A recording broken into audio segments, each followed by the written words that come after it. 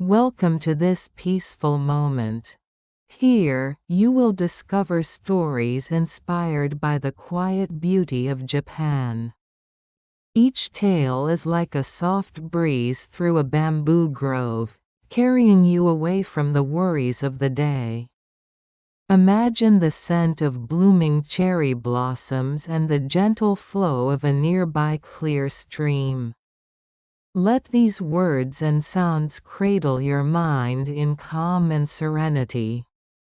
Tonight, permit yourself to drift into a restful sleep. Let us begin this journey together.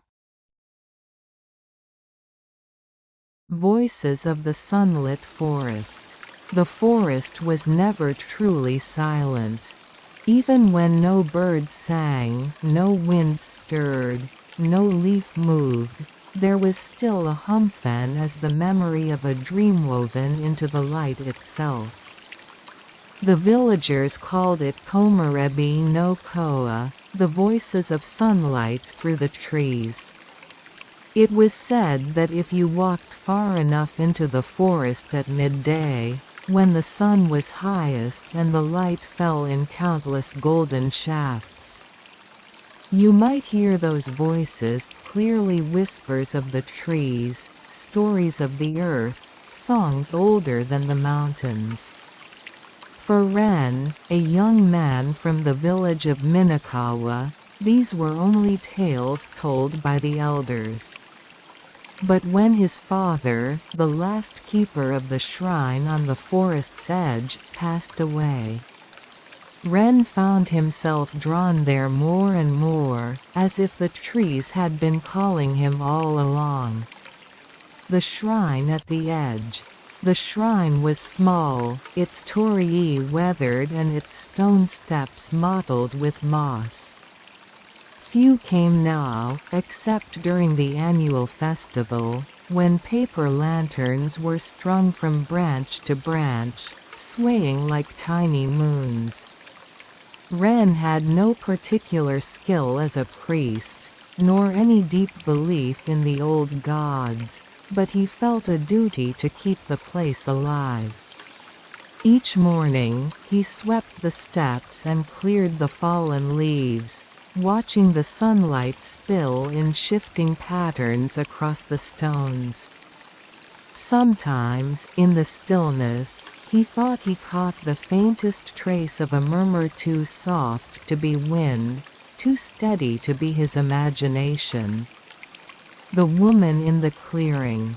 One afternoon, Ren ventured deeper into the forest than usual, following a narrow deer path overgrown with ferns. The air grew warmer, suffused with the scent of cedar and wildflowers.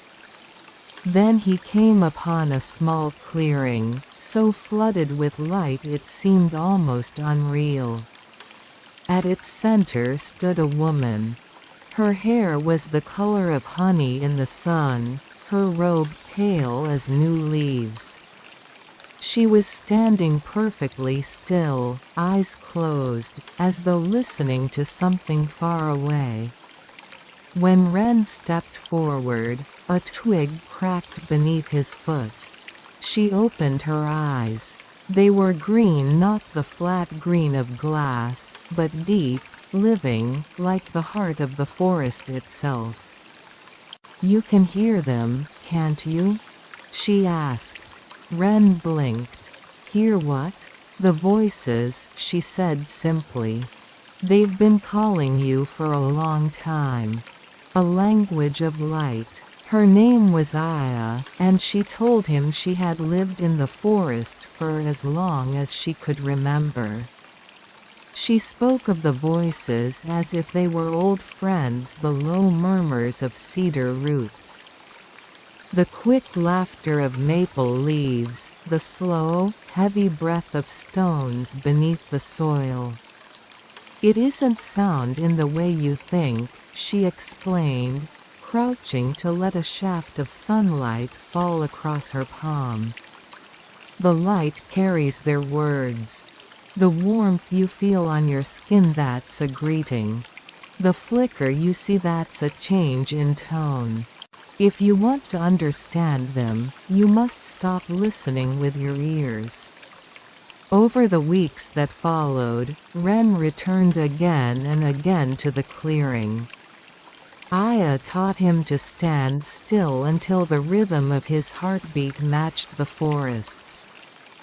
To let his eyes soften until the bright scatter of sunlight became a living script across the air. Slowly, he began to sense it, a conversation unfolding in the spaces between shadows, a chorus woven from light and leaf. The warning. One day, the voices changed. The golden tones were dimmed, the rhythm restless. Aya's face grew tense as she listened. "They say a great wind is coming," she told him. "One that will tear through the forest, break the old trees, and scatter the new. We must prepare."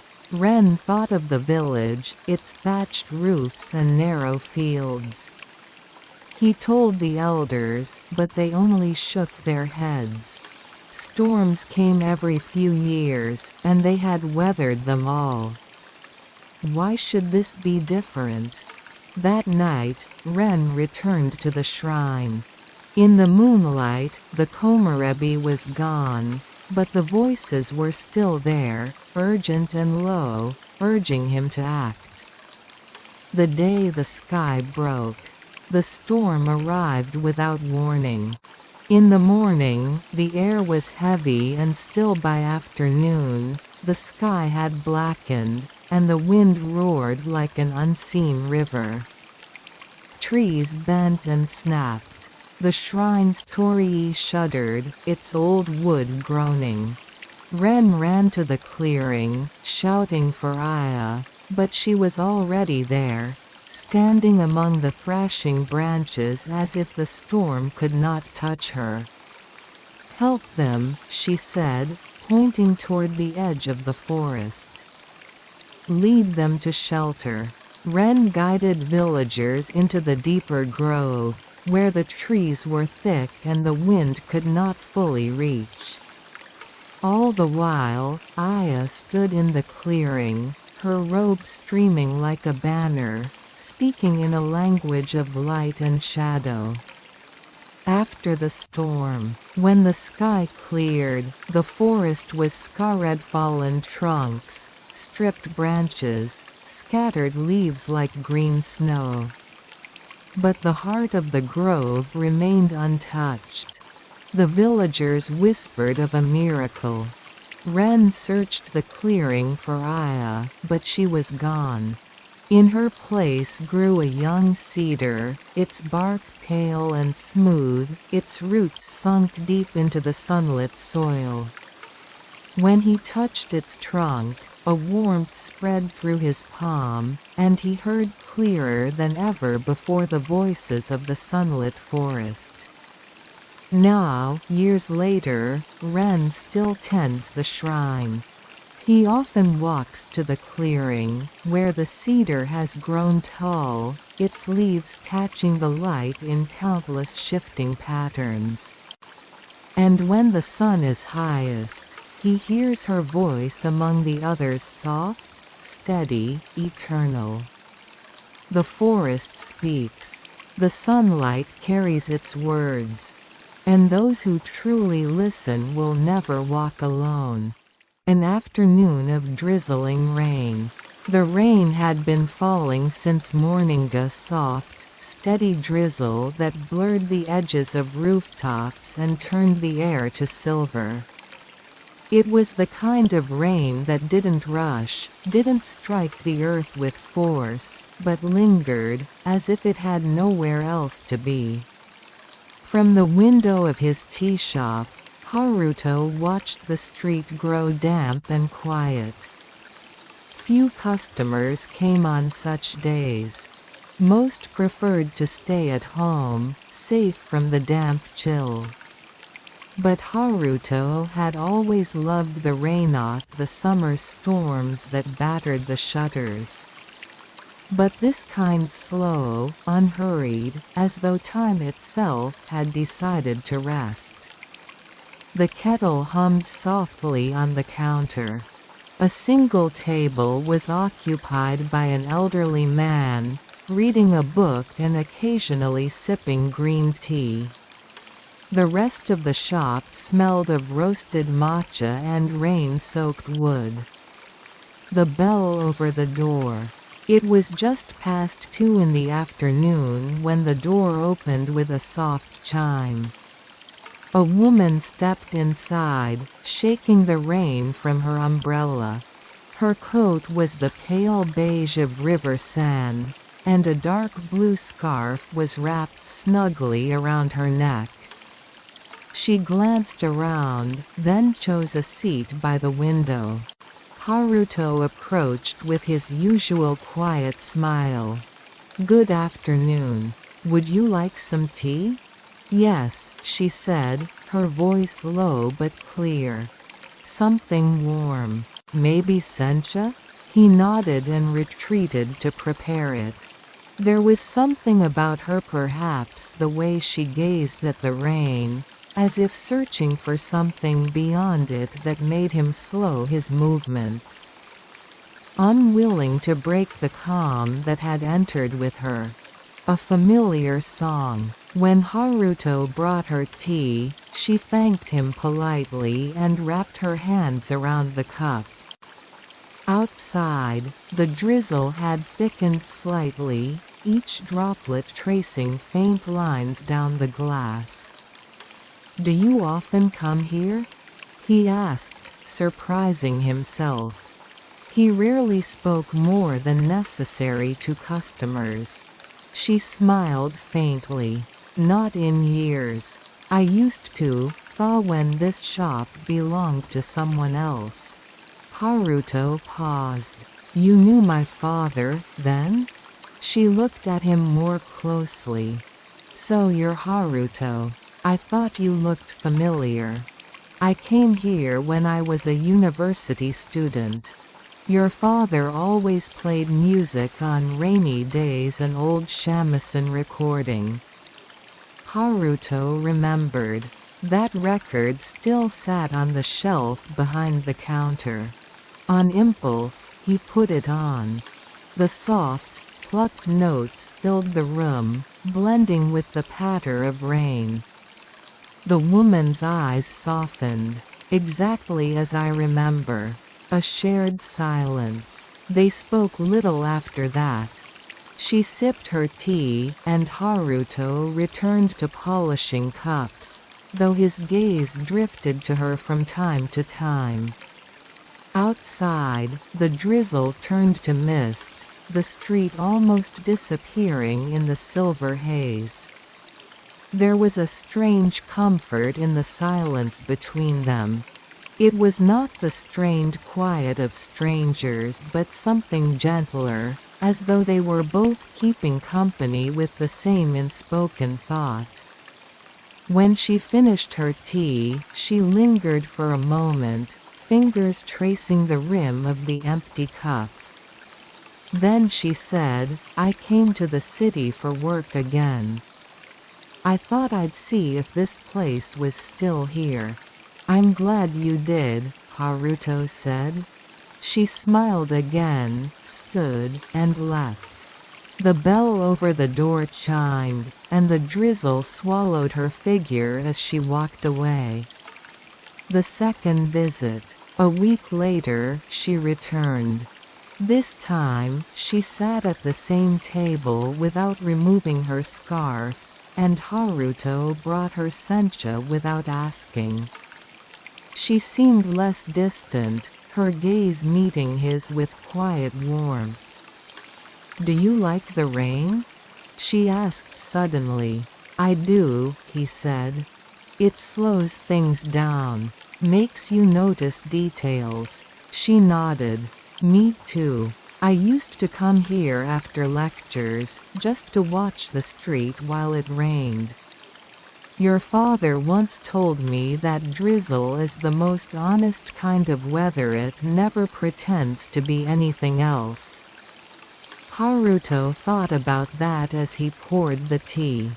The drizzle outside seemed endless, yet comforting, like a low voice humming just for the two of them. Between raindrops. Over the following month, she visited 3 more times.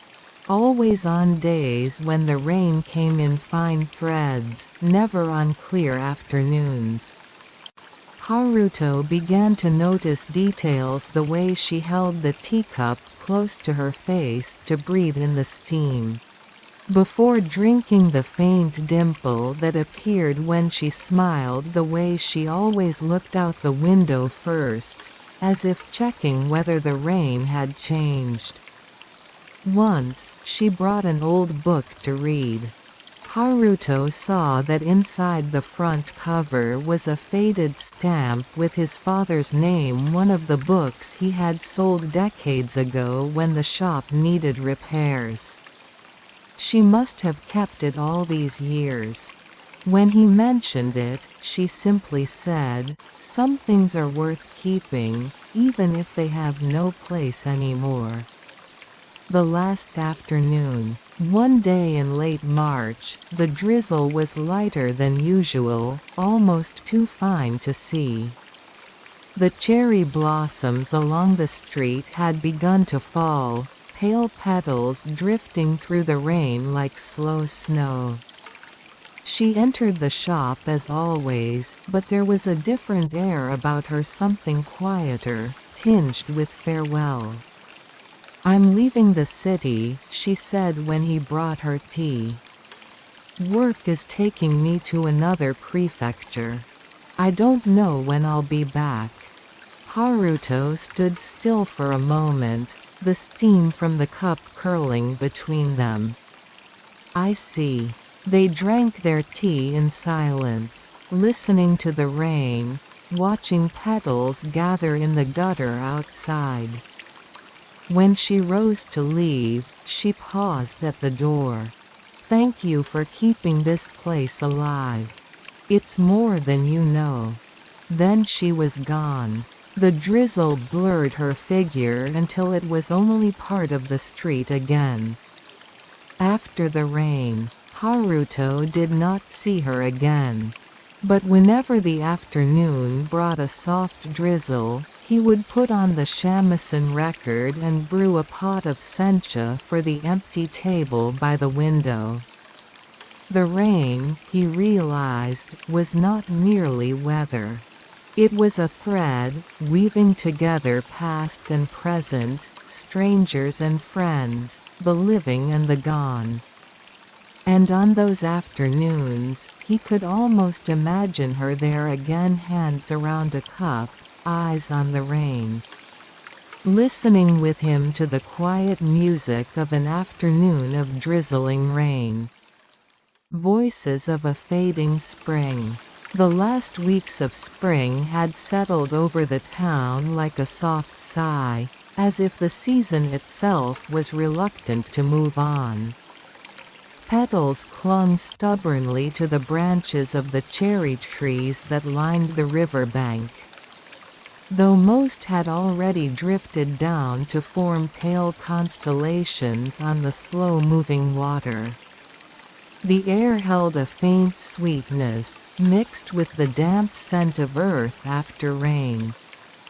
Beneath the eaves of her small tea-house, Aiko listened to the murmur of the river. Wondering if it carried away more than petals, perhaps voices too, fragments of stories whispered by the departing season. The tea-house had been her grandmother's before it became hers. It sat on the edge of the old quarter, where the streets narrowed into quiet lanes, and where the walls seemed to hold memories in their wood.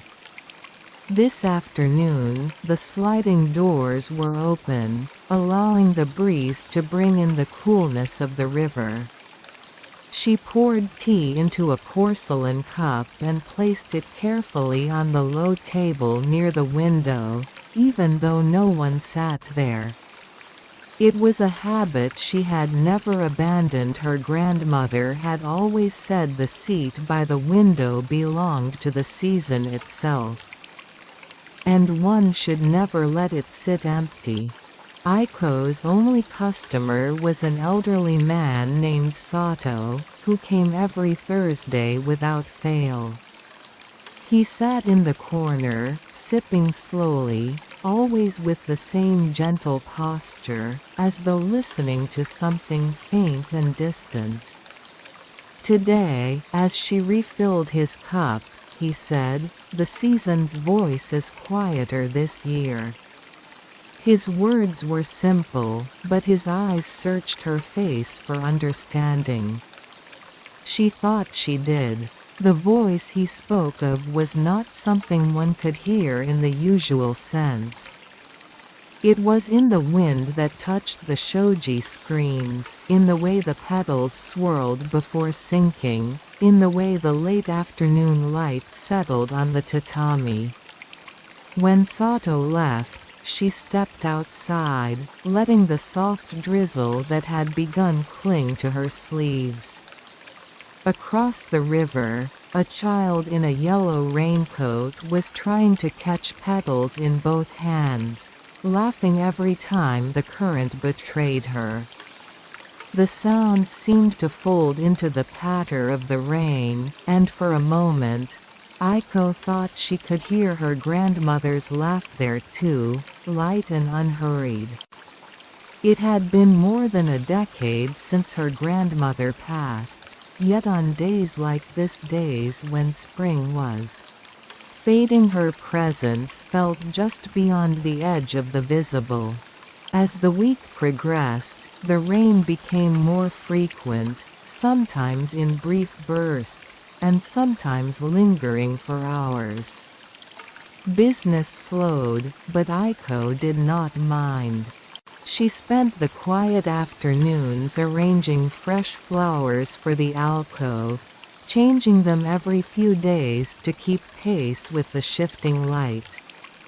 She favored wildflowers over cultivated blooms. They seemed to speak more honestly of the season. One afternoon, as she set a small vase of yamabuki flowers in the alcove, she heard a voice from the doorway. "They're like drops of sunlight, aren't they?" The speaker was a woman, perhaps in her 40s, with hair pulled into a loose knot and a satchel slung over one shoulder. Aiko welcomed her in, and the woman chose the seat by the window without hesitation.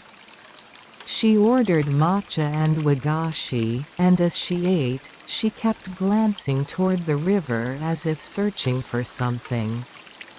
They spoke little, yet Aiko sensed the same awareness in her as in Sato's ability to listen for what could not quite be named. Over the next 2 weeks, the woman returned several times, always on days when the air felt heavy with rain. Once, she brought a sketchbook and filled a page with quick, fluid lines of the cherry trees and the rippling water. Another time, she sat with her eyes closed for nearly an hour, as if committing the scent of the tea house to memory. When Aiko asked if she was an artist, the woman smiled faintly. "Not exactly. I'm just trying to catch the voice before it disappears." By the end of April, the last of the petals were gone, and the green of early summer had begun to press in. The river's surface was now broken by drifting leaves instead of blossoms. The change came with a sharpness that always unsettled Aiko, like waking from a dream too soon. Sato noticed it too. He told her that once the petals were gone, the voice of spring retreated to higher ground, to the mountains where snow still lingered in the shade. "It doesn't vanish," he said, "it just moves where only those who follow can hear it." The woman came one last time on a warm afternoon when the rain had cleared and the light was almost too bright. She sat in her usual place, looking out over the river, but there was no sketchbook today. After finishing her tea, she placed a small envelope on the table. "For you," she said. Inside was a single sheet of paper, on which she had written a few lines in graceful handwriting. "The voice you hear is your own, answering what the season asks." When Aiko looked up, the woman was already walking away, her figure dissolving into the sunlight beyond the Noren. In the days that followed, Aiko kept the envelope tucked in the alcove, next to the vase of flowers. The words stayed with her, though she was not certain she fully understood them. The rainy afternoons gave way to clear skies, and the air warmed enough for the scent of pine to drift down from the hills.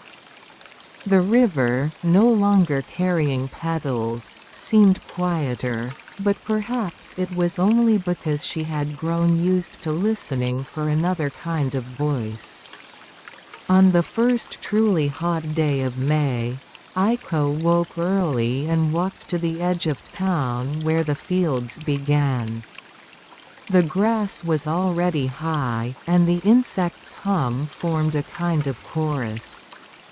As she stood there, she thought she caught, faintly, the sound of rain falling on distant leaves though the sky was cloudless. It was as if spring itself had paused on its journey just long enough to whisper back to her, before continuing toward the mountains. When she returned to the tea house, she opened the sliding doors wide to let in the morning light. The seat by the window remained empty for a while, but she set out a fresh cup of tea there anyway. Outside, the season was changing, but somewhere within the quiet walls, the fading voice of spring lingered, patient, waiting for someone to hear it again. Readings by the autumn lantern. The paper lantern swayed gently in the evening breeze, casting an amber glow over the veranda. Its light was not strong enough to chase away the shadows, but it softened them, making the darkness seem like an old friend rather than something to fear. Ayame sat cross-legged on the wooden floor, a book resting open in her lap.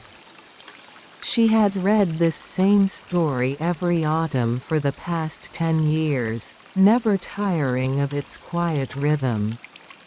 The temple grounds were silent except for the faint rustle of fallen leaves as they slid across the stone path.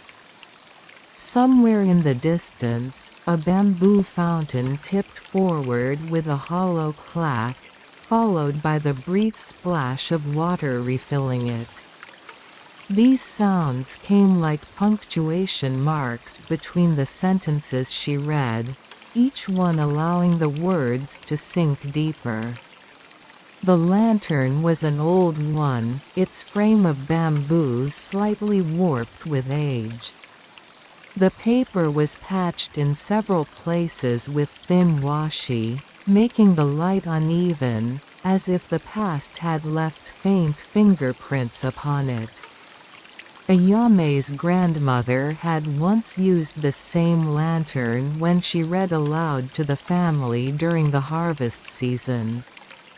Back then, the air had always smelled of rice straw, persimmons drying in the sun, and wood smoke from the kitchen hearth.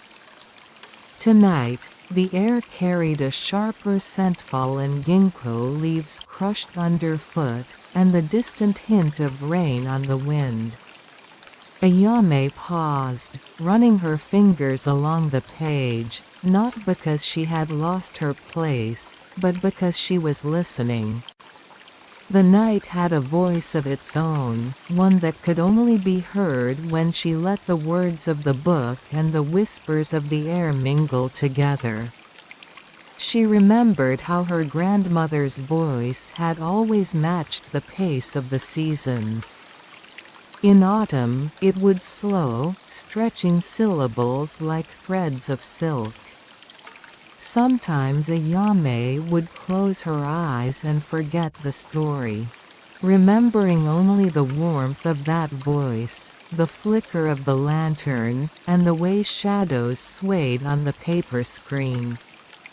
A sudden gust passed through the garden, sending a flurry of maple leaves skittering across the veranda. One leaf landed upon her page. It was small, crimson at the edges and gold toward the center, like a fading ember. She placed it between the pages, a bookmark of the night's moment. She read on, but soon found herself reading aloud, softly, as if her voice could reach beyond the veranda. The lantern light trembled with each gust of wind, and for a fleeting second, she imagined her grandmother sitting just beyond its reach, listening. The thought didn't startle her, it warmed her. The story she held was a collection of old folk tales, written in a style that made the characters seem both real and dreamlike. One tale told of a wandering monk who could hear the voices of fallen leaves. Another of a fisherman who found a lantern that glowed brighter when someone thought of home. The words were steeped in the same quiet magic that seemed to gather in her garden during autumn nights. Rain began to fall not suddenly, but in a way that felt as if the night had decided to deepen. The drops tapped softly against the roof tiles, merging with the rhythm of her voice. She read until the last line of the story, then closed the book and sat still, holding the moment like a cup of warm tea between her hands. The lantern's flame wavered and grew low. She could have lit another, but instead she let the light fade. The darkness settled slowly, like a blanket being drawn over her shoulders. In that darkness, she could still see the faint outline of the garden, hear the rain, and sense the presence of the past breathing beside her. Ayame whispered a good night to the garden, to the rain, to the unseen listener who might have been her grandmother, or perhaps the season itself. Then she rose, carrying the book inside, leaving the lantern to glow for just a little longer before it too surrendered to the autumn night. Snowfall sounds in the night. The first sound was so faint that Haru almost thought he had imagined it a soft hiss, like paper sliding over paper. He set down his brush and listened. Outside, the wind had fallen away, leaving only that steady, delicate whisper. Snow. He rose from his desk and slid open the shoji. The garden lay under the pale light of a hidden moon, each branch and stone already dusted in white.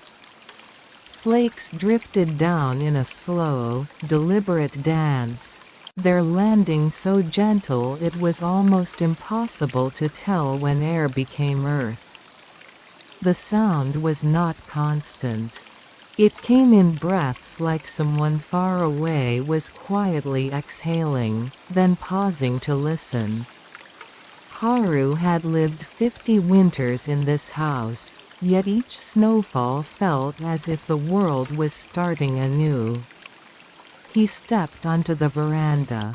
The cold reached for his skin, not with malice, but with the clean, unyielding touch of truth.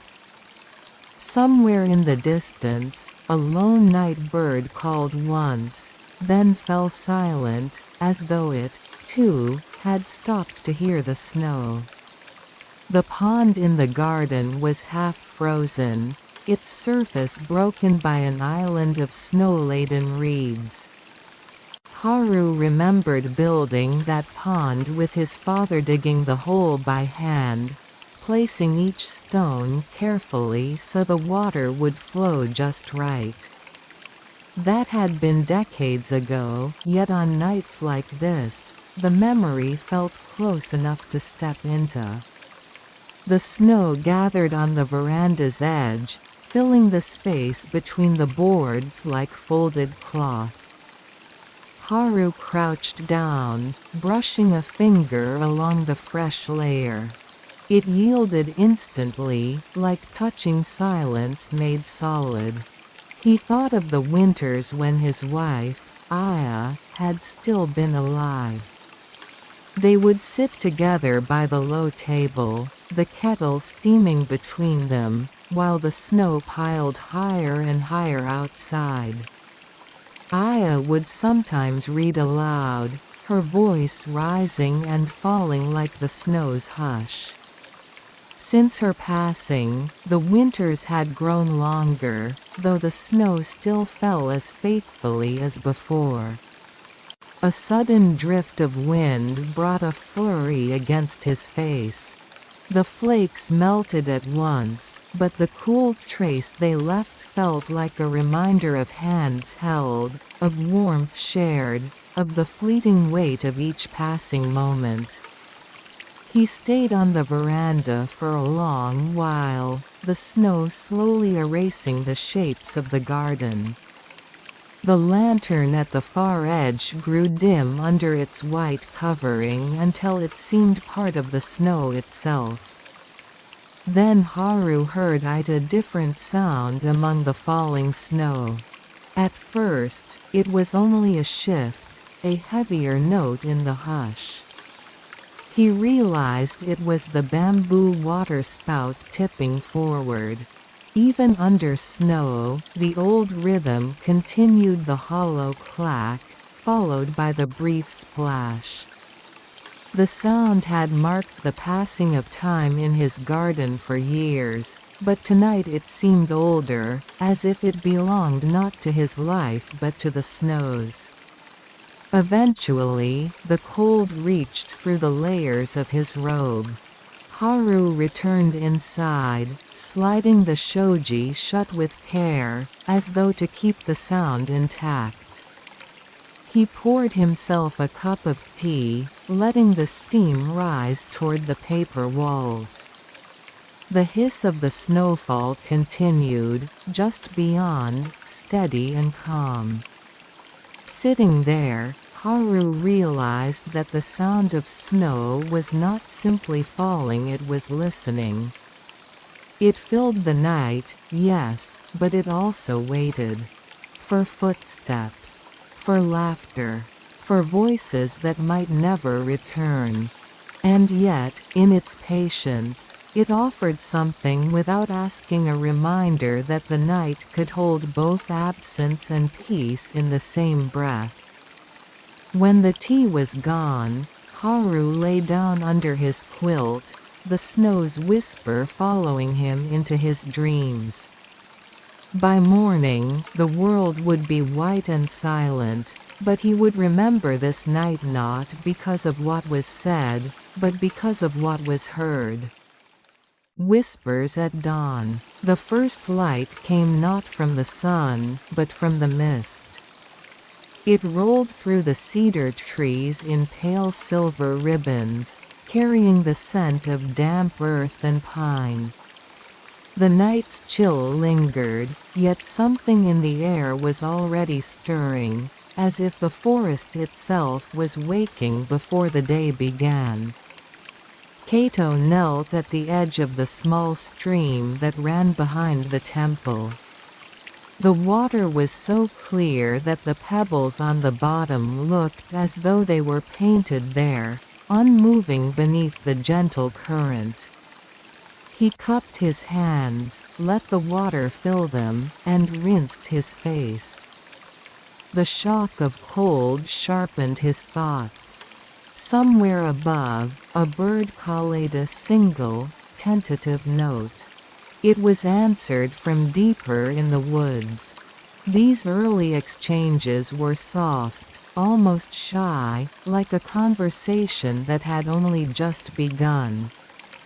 Cato thought of them as the day's first words, offered not to the world at large, but to those who were listening closely enough to hear. He rose and followed the narrow path back toward the temple courtyard. The stones were slick with dew, glistening faintly.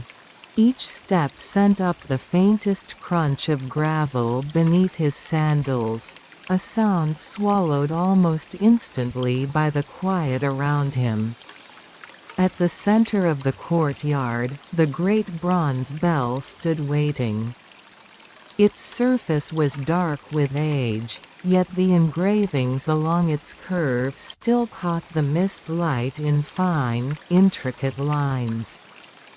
Cato placed a hand against the cool metal. He would not ring it yet, that was for the sun's arrival. Still, he felt the weight of its silence, the way it seemed to gather every small sound in the air, holding them until they were ready to be released. Beyond the temple walls, the village remained asleep. Smoke had yet to rise from the hearths, and no cart wheels disturbed the dirt road. Only the forest moved, whispering in leaf and branch. Cato closed his eyes and tried to listen as the monks had taught him, not to the sound itself, but to the space around it. It was in that space that he began to hear other things: the faint creak of the temple's old timbers settling, the distant trickle of a hidden spring. Even the soft hiss of his breath in the cool air. None of it was loud, yet together they wove something whole, something that felt like the heart's own rhythm. The sky began to pale. The mist thinned, revealing the first strokes of color along the horizon: a blush of rose, a trace of gold.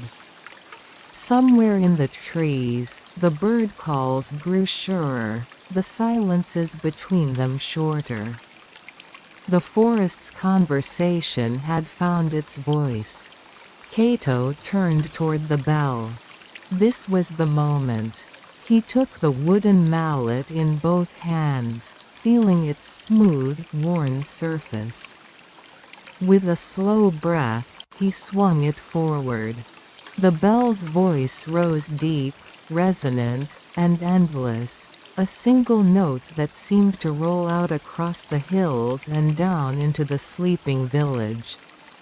The dawn whispers fell silent for a moment, as if listening. Then they returned, blending with the fading note until it was impossible to tell where one ended and the other began. Cato stood there, the mallet still in his hands, and felt the morning settle into place. This was not just the start of another day. It was an opening, a reminder that the world began again each time someone stopped to listen. And so he did. Words in the mist. The village slept beneath a pale shroud. Mist had settled during the night, softening the edges of rooftops and blurring the winding paths. It carried the scent of wet earth and cedar, wrapping every sound in a layer of stillness. Aya stepped carefully onto the narrow bridge that crossed the stream at the village entrance. The wood was slick with moisture, and beneath it, the water moved in patient, unhurried ripples. She paused halfway and leaned against the railing. In the half-light of dawn, her breath seemed to merge with the drifting fog. It was in this hour, between night and morning, that she could hear them most clearly, the voices in the mist.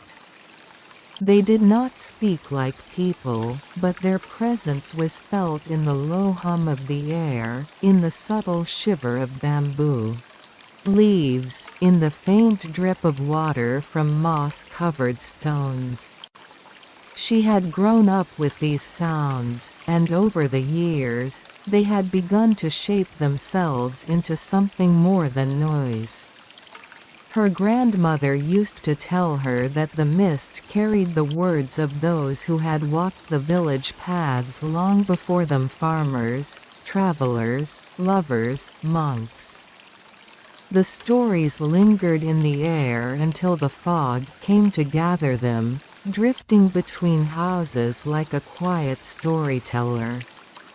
If you stand still long enough, her grandmother had said, you may hear a voice calling your name. Aya listened.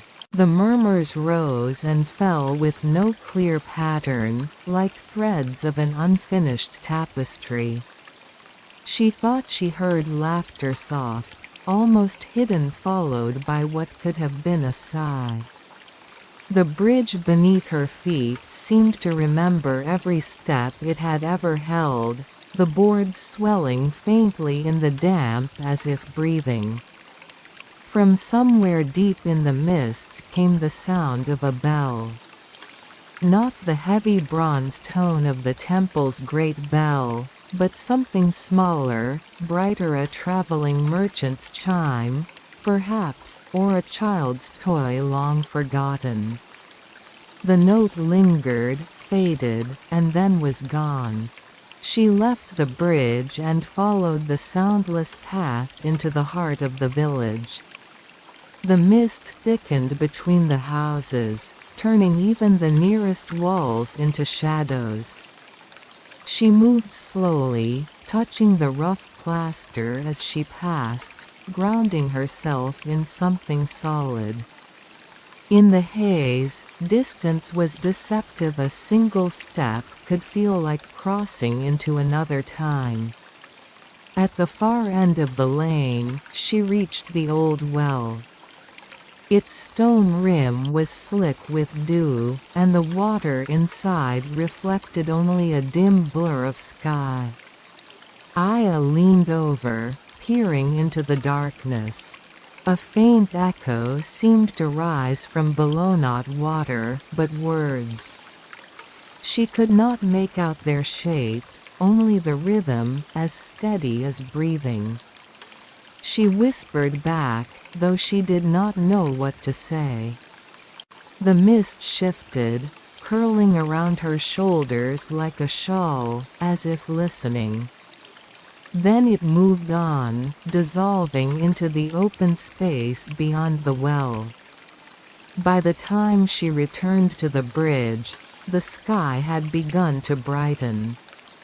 The mist thinned, pulling away from the rooftops, lifting from the stream. The voices faded, retreating into the air until they were no more than memory. Aya paused once more at the center of the bridge. She knew the words would return tomorrow, and the day after, and long after she was gone. The mist would gather them again, carrying stories from one dawn to the next. And she would keep listening. The song of stillness. The temple bell had not rung for 3 days. On the 4th morning, the air was so still that even the sparrows seemed to hesitate before taking flight. A pale light drifted through the pines, touching the worn stone steps that led up to Horan Temple. The villagers said the silence weighed it now, as if it were a blanket laid gently but firmly over the whole mountain. Akio, the temple's youngest monk, swept the courtyard with slow strokes of his broom. He paused often, not from fatigue but from a sense that something unseen was listening. His master, Elder Renji, had told him once true stillness is not the absence of sound, it is the presence of something deeper. Akio thought he understood, but in those days without the bell, the words pressed on his mind like an unanswered question. In the early afternoons, he would sit on the veranda, gazing out at the garden. A single maple stood near the pond, its leaves halfway to crimson. The surface of the water mirrored the sky so perfectly that the koi seemed to swim through clouds. Yet the garden, too, seemed to be holding its breath. Even the breeze that usually teased the chimes hanging from the eaves had gone missing. On the fifth day, Elder Renji called for Akio. "The bell will not ring again until it chooses to," he said, his voice as low as the wind through cedar. "But we are not here to wait. We are here to listen." That night, Akio could not sleep. He left his room and walked to the bell tower. The great bronze bell loomed in the moonlight, its surface darkened by centuries of touch and weather. He reached out but stopped short of laying a hand on it. Something about its silence felt alive, like a wild animal that might vanish if startled. Closing his eyes, he heard the mountain instead, the faint crack of ice forming on the stream. The sigh of pine boughs bending under unseen weight, the slow pulse of his breath. These sounds layered together until they formed something whole, something that was neither music nor mere noise. He realized then that the song Elder Renji spoke of was already here, wrapped in the stillness. In the days that followed, Akio began to move differently. He swept without trying to fill the space with motion. He walked the paths between buildings without urging his steps to hurry. Even the villagers noticed when they came to deliver rice or firewood. They lowered their voices, as if they too sensed the shape of the silence. On the 10th day, snow began to fall. The first flakes dissolved on the stones, but soon a thin layer softened the world.